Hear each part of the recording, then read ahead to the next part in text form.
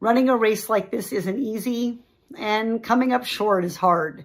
But democracy is worth doing hard things for. Stay in the fight, stay in touch, and thank you for believing in me.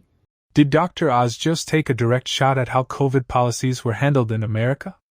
During a White House briefing, a reporter pressed him on one of the most controversial issues from the pandemic era: vaccine mandates.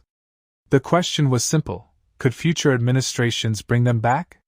What followed was a response that criticized fear-driven decision-making, defended parental choice, and echoed President Trump's push for what he called gold standard science. Hi, it's Katie Porter. Tonight is election night. The votes are still being counted, and it may take a few days here in California to have final numbers, but we know tonight that we will not advance to the general election in November. But as I look back on this race, I am so incredibly proud of the campaign that we built together. Together, we talked about the issues that were important to California, particularly affordability and bringing down costs, including making housing the top issue in our campaign because it's the top expense for most California families. Talking about taking on Donald Trump, abolishing ICE, standing up for the rights of every single Californian. That's what this campaign was about. It was a corporate-free campaign, a campaign that took not one penny from corporations.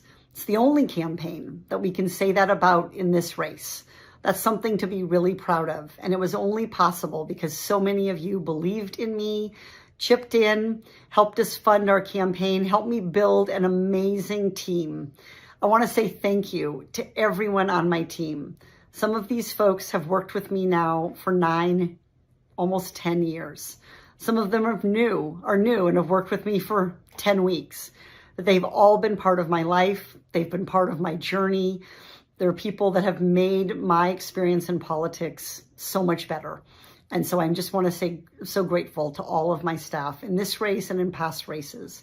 Thank you for what you do. I can't wait to cheer you on in your future political endeavors, to watch you as you grow professionally, as you start families. Looking forward to continuing to be in touch with all of you. I also want to say thank you to Californians who opened up their homes for me to come talk to their friends and neighbors about this campaign, to businesses who let me tour, learn more about their industry, talk to their employees, to nonprofits who shared the challenges that they face and the way that they're solving problems. And I want to say thank you to the other candidates for running spirited races, for having good debates about important issues. That's really what democracy is about. Running a race like this isn't easy, and coming up short is hard. But democracy is worth doing hard things for. Stay in the fight, stay in touch, and thank you for believing in me. At a White House briefing, Lindell TV reporter Cara Castronova asked CMS Administrator Dr. Mehmet Oz whether future administrations could use Medicare and Medicaid funding to bring back COVID-style vaccine mandates.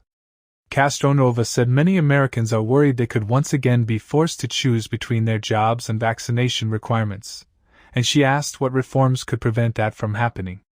Dr. Oz responded by pointing to a recent executive order from President Donald Trump, saying the administration wants states to have better scientific information to make healthcare decisions. But then Dr. Oz made an even stronger statement. He argued that during COVID, ideology and fear were allowed to dictate healthcare policy, calling that outcome an embarrassment. According to Oz, many clinicians at the time questioned where some of those policies were coming from, and he said the experience damaged public trust in government health recommendations. Oz also emphasized that Health and Human Services Secretary Robert F.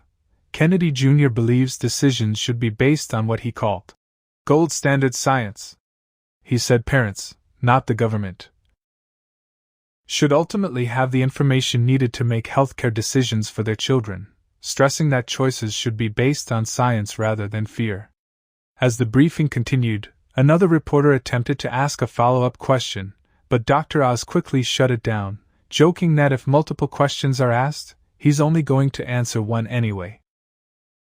The exchange highlighted the administration's continuing effort to distance itself from pandemic-era policies while emphasizing state authority, parental choice, and scientific transparency.